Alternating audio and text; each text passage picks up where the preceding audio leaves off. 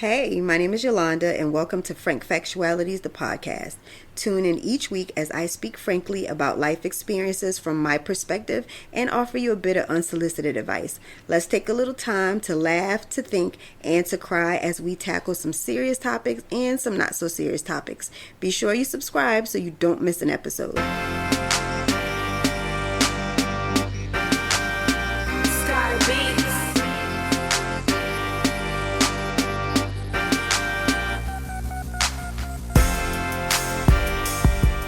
Hey, beautiful people. Welcome to Frank Factualities, the podcast. My name is Yolanda. Thank you for tuning into my show for another week and joining me for another episode. How's everyone doing? I hope all is well. I'm doing just fine. I do have a random thought though. I don't know why I say Frank Factualities, the podcast. I've noticed that a lot of other podcasts just say Frank Factualities podcast, Lightning Blue podcast. And I always say the podcast. And I don't know. To me, it sounds better. Frank Factualities podcast. I don't know. It feels like something's missing in the middle of that. But it could just be me. I know that when I created the name, I was thinking of Frank Factualities as like what I do and being under an umbrella of multiple things. Because originally I created an Instagram page with that name. And it really was about my poetry and my quotes that I had created. And then it evolved into me wanting to do a podcast. So I'm like, okay, this is Frank Factualities, but the podcast. And so that the podcast stuck with me, but I just noticed nobody else did it. So I don't know if I'm slow, right? Or if it sounds okay, or like, so I took the off on some of the things, like some of my pages and things like that. It still may be in my like web address or something like that, but I don't know. No one else was saying it. And when I would go to these like podcast festivals, I just noticed that even the other podcast people, nobody said the podcast. So I don't know. Let me take that back. I noticed that, say for example, and I just watched this show, so it's fresh on my brain, but Divorce Sisters. And if you guys haven't seen that, it is really good. I just watched the first season. I'm normally not into Tyler Perry's drama series, soap operas, or whatever you want to call it. But someone mentioned that it was really good, so I gave it a shot and I enjoyed it. But anyway, so Divorce Sisters is a series, it's a show. But if I were to create a podcast centered around it, then I would be like, okay, Divorce Sisters, the podcast, because it's not Divorce Sisters, the show. I think that was my thinking around that, but I don't know. But that's what it is. So anyway, I don't know. My space in this room just feels like it's getting smaller and smaller. I don't know. I feel clustered in here. I will say that I've used my podcast desk for more than that. I do my makeup in here. I don't really do makeup, but if I need to do makeup, this is where I do it at. So I use it. My son comes in here sometimes and use it as his school desk. Even though he has a desk in his room, he had that desk in there since COVID, when everyone had to work from home. And so we set his room up so that he could do work from home. But he now has created that to be like a dresser drawer, and that is just junk on it. So I'm like, you have a desk in your room. Why does everybody come to my desk? Same thing with my husband. If he has to do any work and he says that the lighting is good in here, which it is, because of course I set it up for a studio. So when he has Zoom meetings and different things like that, he comes in here. But again, bear with me tonight, because I think I'm just going to bring you into my head of intrusive thoughts. And that's what we're doing. So on that note, let's get straight into street talk. Yeah, what's going on? Let me know. All right, y'all. So I want to talk about the Kevin Hart roast. We haven't talked about that. And although I did see the roast, I've seen the roast a while ago now. And I've also heard and seen all of the backlash about the roast. Now, if you haven't seen the roast and you haven't watched it, then you probably don't know. I watched the whole thing from the rooter to the tutor. And I do know that some of the jokes made me cringe. But to be fair, it wasn't just the racist jokes that made me cringe. There were some things that they said, I'm like, ooh, they real hard on them. Ugh. But that is also why a lot of people don't do roast. So if you haven't watched a roast before, I think I may have watched 3 or 4 of them. But I also watched Kevin Hart's comedy. How can I call it? It's like a reality show where he had a bunch of comics come and they did like these stand-ups, and they would eliminate people based on their set. and they had a section where they had to participate in a roast. And there was actually a girl who quit because she said, like, that's not me. I don't do roast. That's not my thing. And she was very uncomfortable with moving forward with it. So she quit the actual show. Now, the winner of the competition won a Netflix special. So you can imagine how major this was. And for somebody to quit it, that tells me that this roasting thing is pretty serious.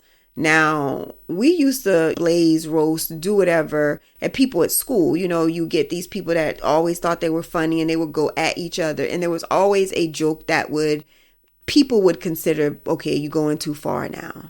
But if you're a person that can say, okay, you're going too far, then clearly you shouldn't be in the business of trying to roast people. Everybody jokes about the mother jokes being that push. Like, don't talk about my mama dead. Or something like that, because that's normally or don't talk about my mama, she may be on drugs, or something's up with your mom that the minute somebody mentions it, you just lose your mind. And people would argue like, well, these people really don't know your mom, so does that really count as like you being offended? Because it's not that big of a deal. And so it goes into everybody's head spins on this, but let me just go and tell you what the jokes were. So 2 jokes in particular, I felt like people were offended by. Now, number one, a lot of people, this wasn't a racist joke, but a lot of people were offended that they were talking about Cheryl Underwood's husband who had killed himself. He committed suicide years ago. Now, she said it was like, I want to say 80s, maybe early 90s. But when I say a long time ago, a very long time ago. And I think he jumped off a bridge. He had been ex-military or a veteran. And he had been dealing with depression and going through those things. So she said that, or they said that they called Cheryl to ask whether or not they could bring up her husband. And she said it was okay. Now, to be fair, Cheryl's probably healed from that. That looks like 20 plus years ago. And she may be healed from it. And she's a comedian. And so she can take a joke because she knows she's going to dish it out. These people, as you know, even though you say that this is supposed to be a reality show, it's not really live in a reality, like, okay, fly on the cusp. So a lot of times these people already know these jokes. It's on the teleprompter, for God's sakes. So I can just look up and read it to see what you're about to say about me or to me prior to. So anyway, that was a joke that I even cringed on because I'm like, ooh. And then later on in the show when they said, oh, I called her, she said it was okay. Then I think that made people feel better about it. So Tony Hinchcliffe made a George Floyd joke, and he said, the Black community is so proud of you right now, Kevin. He didn't say Kevin, but this was a joke about Kevin, and I needed to put it in perspective for you. So anyway, he's talking about Kevin. The Black community is so proud of you right now. George Floyd is looking up at us all laughing so hard that he can't breathe, right? 2 things. He said, looking up at us, which implies that he's in hell, right?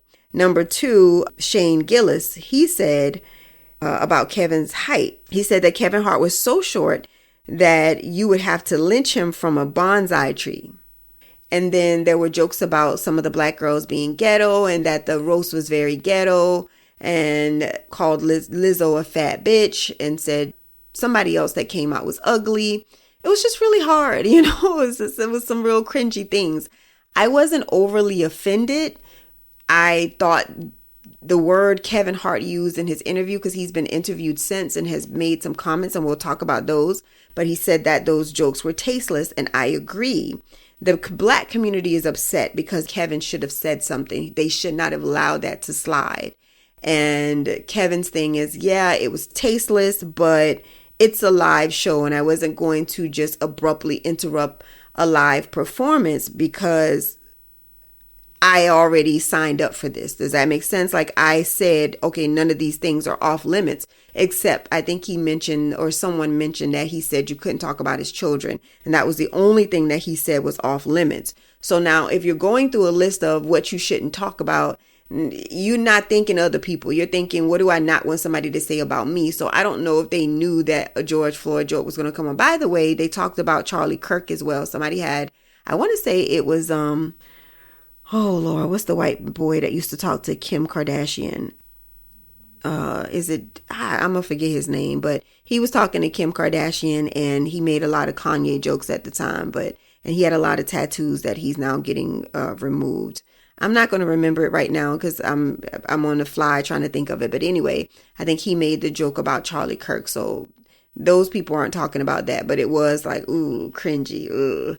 So anyway, the question for you all is, number one, did you watch the roast and were you offended? Number two is, are we always going to, or should we, not are we always, because I feel like we do it, but should we hold our Black celebrities or people in these positions responsible for protecting the Black name, experience, our people? Like, is that their responsibility to take up for us every time we feel as though there's some sort of slight to us, injustice? Is that their full responsibility, everybody who is a celebrity? I'm not going to say a person in power because I feel like we only do this to celebrities. Is that celebrity's responsibility to speak up about all of this? Because I'm going to be honest, I think that there is a time and a place.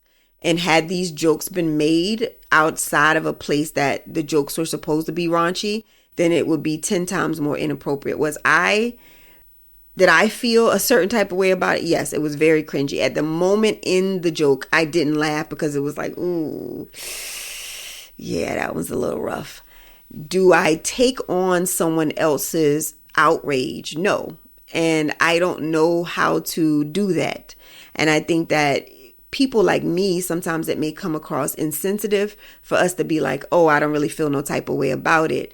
But I've never been able to take on someone else's outrage. So now, because this person feels a type of way about it, I don't necessarily am more upset than that person or as upset as that person about something that didn't necessarily directly affect me. Yes, I am Black, but I understood where we were in the room, if that makes sense. I understood it. So it's kind of like, okay, my husband can say a joke about me and I won't get offended. And you can say the same joke and I might be like, who the fuck you talking to? Because you're not my husband and we don't have the same relationship. Yes, these people are white, but clearly these are Kevin's friends. And we don't know the relationship that they have and what he allows. And you may call him a simp or say that he lame or F him because he allows it. But if that's what he allows, then how can we be upset about something he not upset about? You get what I'm saying? I mean, we can feel a type of way. I'm not saying you can't feel a type of way, but the expectation of us putting that on Kevin to be like, why aren't you outraged? If he's not outraged, he's not outraged. We can't make him feel a certain type of way because we felt a certain type of way. And we can't hold him to a standard if that's not something that aligns with him. Can we be upset with him? Can we feel like he doesn't align with our morals and our best interests? Yes. Can we say, I don't want to be a fan of his anymore? Absolutely. All those things can exist at the same time, and we can feel all those things, but we don't get to tell him how to feel about a thing. And we don't get to say, I need you to stand up for what I believe and how I feel if it doesn't align with his own. Like, I think that's what makes us all unique as humans. We get the right to say we all see and view things differently. And because one person doesn't see the same thing as I see, doesn't make it right or wrong. It just means like, okay, we're not aligned and you're not my people because you don't see things and view things the same way I do. That doesn't mean that they're bad people. It just means that you're not my person or people. So we may not hang out together.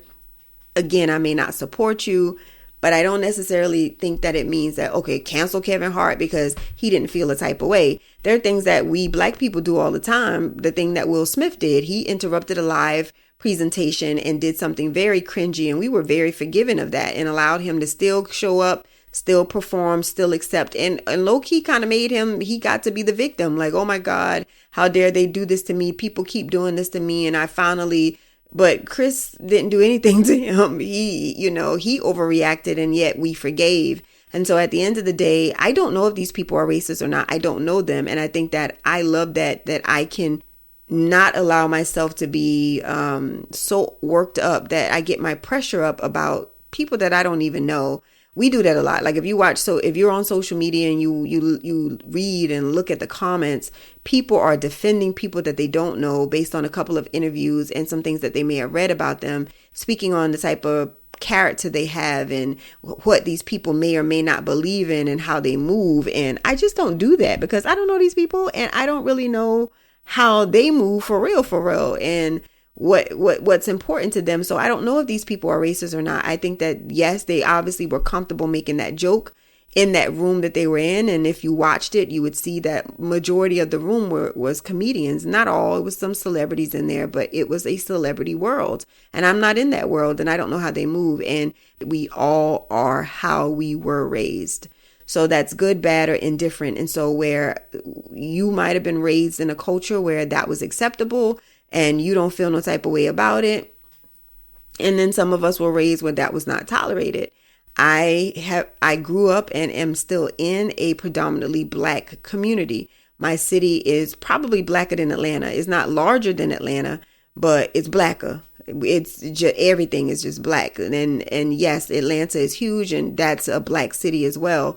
But it's larger, so they just have a larger population and more people. But yeah, so I just don't see the same things that everybody else sees. Not that I'm naive to think that it doesn't exist, like racism and things like that. And I understand in the climate that we're in with Trump and everyone else in office, how we feel as though now ain't the time. Now y'all need to, don't let these people talk to us like we got to stand up each and every time. I agree with that. But how fair is that to put that burden on people who may not feel the same way we feel? Now, is that a hard pill to swallow? Absolutely. But it's reality. They're celebrities. And I really, really, really wish we would stop putting our celebrities on pedestals as if they're advocates for us, or if they're activists, if they're politicians, if they're putting them out there like they're just like Jesus, like, to be honest. We just expect for them to be like this pillar in the community, these people that we look up to that are the smartest, and the people that we want to represent them. There are plenty of celebrities that I do not want to represent me. Nope, they can't raise their hand for me. They can't speak for me. I don't want to affiliate with them. They are not my people. Okay. So I just don't see it that way. And so, yeah, I don't know how everyone else feels about it, but I think that we have to learn to respect the way that other people were raised and how they view things, even when it's hard for us and even when it's uncomfortable, because frankly, the fact of the matter is we all come from different places and we're all going to believe in different things, especially depending on our backgrounds, our ancestry, our lineage, the area where we were born in, the country in which we were born in. All those things are factors in the way we think. So I had a conversation with someone from India today. It's one of our teachers at the school, because today was the teacher's last day. I'll be at school for a little longer. But anyway, the teachers were leaving. So we have a lot of international teachers. And each time the year ends, we always ask them, like, are you going back home for the summer? And this teacher, again, was from India. And I asked, was he going home? Well, he had been back and forth to India for a while now because his mom had been sick. So he'd been going back and forth to help take care of her. And so he said, yes, my mom's still ill, so I'm going back. And then we start talking about like their culture. And I just said that I noticed that it's a lot of people in India and I would just love to visit, but not as a tourist, but I want to visit where in a non-tourist area. I would love to see how populated the area is and what the culture is like. And he was just sharing. I told him how I love their dresses that that they wear, and he was telling me the name of them, and he mentioned that his daughter was getting married. Now, what he said was that his daughter is getting married to his brother's son, which is his nephew. So 2 first cousins are getting married, and we're talking about his brother who shares the same mom and dad as he does. And they're marrying their kids to each other. And in India, they do arranged marriages. Now, as we Black Americans who have been westernized, hearing this is cringe because it's like, ew, incest. You're marrying your cousin. That's your first cousin. Like, we would never. However, that was not how we were raised. Again, we are how we were raised. And if in your culture that is acceptable, then I can't tell you that's wrong. All I can say is I don't believe in that. That's not how I was raised, or something that we support in our culture and community or in America, right? So I asked because I love these type of conversations, right? I'm very intellectually curious about different cultures and the way people were brought up. So I asked, like, okay, so I didn't know that arranged marriages were still prominent, like that was still a thing. And he's like, yeah, there are some people in India that have been westernized. So it's not 100% anymore, but it's still about 70-30 that people still get or become married through arranged marriages. So I asked, are you all doing arranged marriages for financial gain, or are you doing arranged marriages for your lineage, for the bloodline? And pretty much it was for the bloodline. He talked about his last name and what, depending on the region in India you live, what those last names meant. It's kind of like back in the day when we were, I don't know if you're African American, Black, whatever, but as Black people, you would hear that the last name sometimes came from the trade that your family did. So your last name may be blacksmith. And that was because that's what your trade was. So they were blacksmiths. So that's where you got the last name from. So that was kind of what he was saying that his last name came from. They were warriors, and the warriors were known for XYZ. It all had a meaning and a purpose. And he said that the divorce rate was, because I said, well, because they're not marrying for love, how often do they get with these people in these arranged marriages? And they're like, ew, this doesn't work for me. I'm not attracted. We are not compatible. I don't want to do this. And he's like, the divorce rate is like 1%. No one gets divorced. We have more. The divorce rate is higher for marriages because of love. And I thought about it, and that kind of made sense. If your tradition or in your family or in your culture is that you marry for your lineage, then I can understand why you wouldn't divorce, because the whole purpose of the marriage is to reproduce so that you carry on your family's bloodline. And I would understand that why are we getting divorced? We didn't get married for love, so there's no need for us to divorce. The reason we wanted to be married, we can still carry that out. And so for love, of course, we will divorce because we fall out of it. But I don't think that's any different from women or men who decide to get married for financial gain, so on and so forth. Okay, well, the money ran out. You don't have it. I'm out. And that's why people can get divorced so easily from people who they marry for different reasons, because and love fades as well. So that can happen. But anyway, it was very interesting. But for us as people who come from different cultures, to bash another culture because it's different from ours. And I don't like that we feel like sometimes when other people do things that we don't agree with, that it makes it wrong because we don't agree with it, because morals aren't bylaws and morals are not Bible scripture. You get what I'm saying? Yes, there are morals in the Bible and things and that they expect us to live by. But the only example we have of that in human form was Jesus, and none of us are Jesus-like, okay? We only strive to be.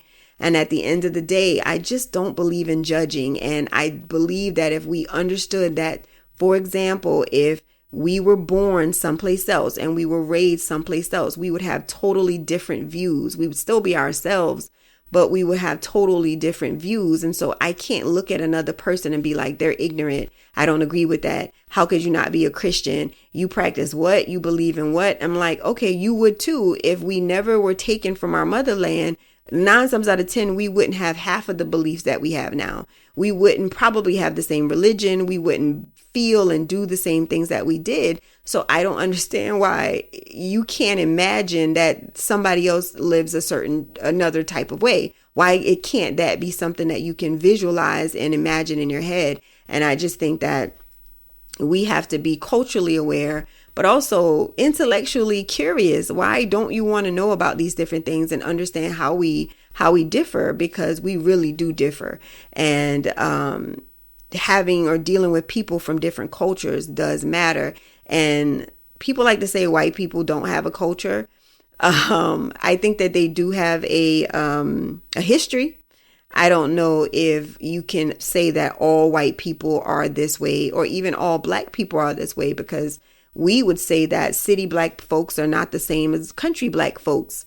We will say West Coast and East Coast blacks are different. Obviously, Black Americans are different from Africans and also different from African Americans. And so I know that we Black Americans call ourselves African Americans, but we are so far removed from the African culture that there are really African Americans, meaning how I see an African American is my parents are from Nigeria or someplace in Africa, and I was born in America. Those people to me grow up with the African American experience where we've just been Black in America, right?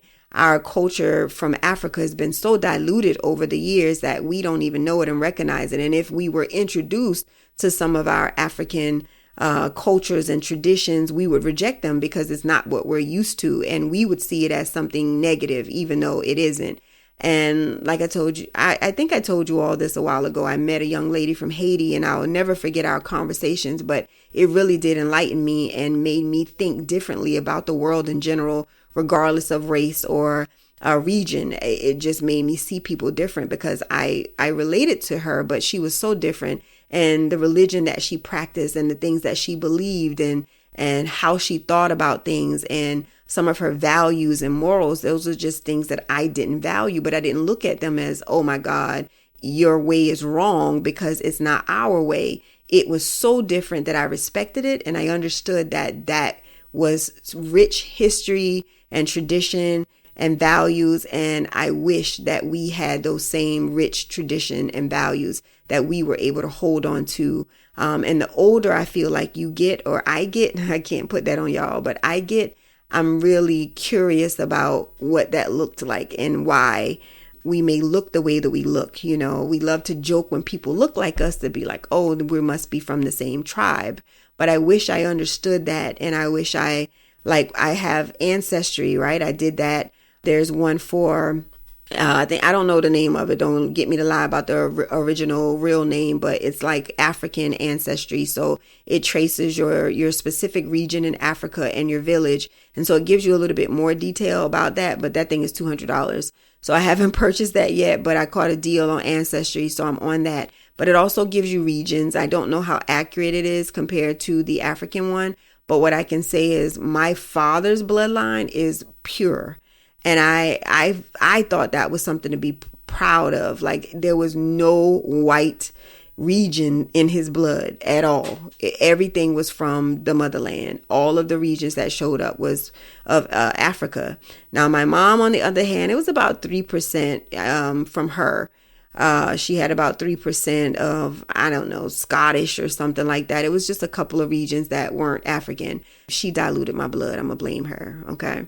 Because I'm dark skinned, I always used to be like, that would be really dope if I had nothing else in me and I was pure, you know, not to say that something's wrong with white guys if you are of another race. That's not what I'm saying.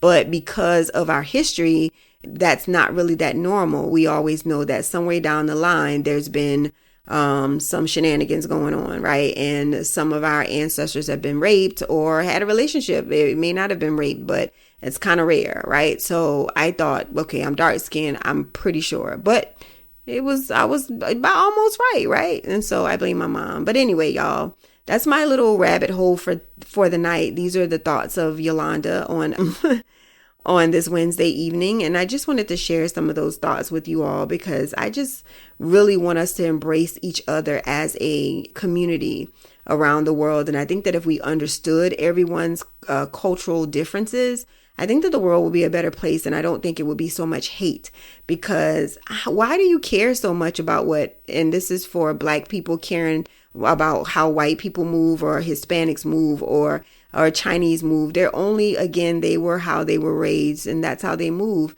And I wish people wouldn't care so much about what we do and how we move and why y'all always do this and why y'all so loud and why y'all do this. Why does it matter? At the end of the day, 9 times out of 10, we're not bothering you. And as much as people joke about Black on Black crime, if all we're doing is bothering each other, then why you give a shit, right?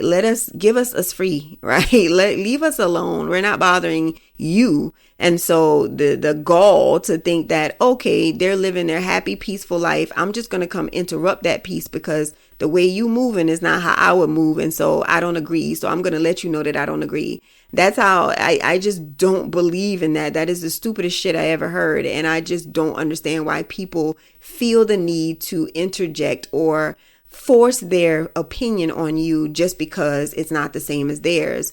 It's just, it's a little cringy for me. I just wish that we would sweep around our own front door, stay in our lane a bit and understand and respect each other's differences as just that, differences, not a right or wrong, just we're different, right? We brag on being different, but then we don't want to acknowledge and just respect the differences. So anyway, y'all, that's my time. So until next week, I'll holla.